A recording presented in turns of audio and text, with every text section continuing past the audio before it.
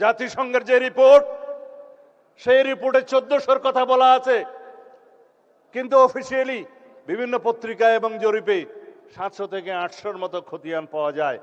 বাকিগুলো গেল কোথায়? কারণ শহীদের খতিয়ান হসপিটাল রক্ষা করতে পারে নাই, তাদের ডকুমেন্ট পর্যন্ত গায়েব করে দেওয়া হয়েছে, তাদেরকে দাফন করা হয়েছে যেন বেওয়ারিশ লাশ হিসেবে। আজকে স্বজনরা তার কবরের সন্ধান করে আমরা দিতে পারি না। এরকম একটি নৃশংস হত্যাকাণ্ডের পরে, গণহত্যার পরে আজও পর্যন্ত সেই গণহত্যাকারী শেখ হাসিনার কোন রকমের অনুশোচনা নাই। বসুন্ধরা টিস্যু, অশুদ্ধতার বিরুদ্ধে এক বিন্দুও ছাড় নয়। তারা জুলাই যোদ্ধাদেরকে অপরাধী হিসেবে তকমা দিচ্ছে। বাংলাদেশের এই গণ অভ্যুত্থানকে তারা বলছে একটা জঙ্গি তকমা দিচ্ছে। বাংলাদেশে নাকি জঙ্গিবাদের মধ্য দিয়ে তাদের রাষ্ট্র ক্ষমতা ছিনিয়ে নেওয়া হয়েছে। এর চাইতে লজ্জাস করার কিছু নেই।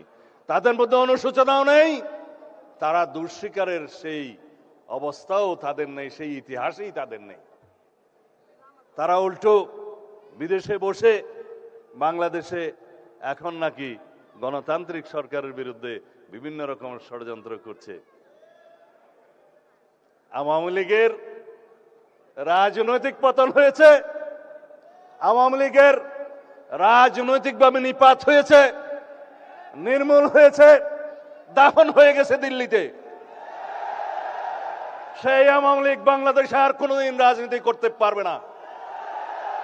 রাজনৈতিক দল হিসেবে আওয়ামী লীগের বিচার দাবি করেছি আমরা, আপনারা দাবি করেছেন, তদন্ত পরিচালিত হচ্ছে। ইনশাআল্লাহ খুব শিগগির রাজনৈতিক দল হিসেবে সেই রাজনৈতিক দলকে বিচারের কাঠগড়ায় নিয়ে যাওয়া হবে। সংবিধানের 47 আর্টিকেল অনুসারে আইন সংশোধন করা হয়েছে, সন্ত্রাস বিরোধী আইনে আছে, আইসিটি অ্যাক্টে আছে, রাজনৈতিক দলের সংগঠনের বিচার করা যাবে। সুতরাং অপেক্ষা করুন।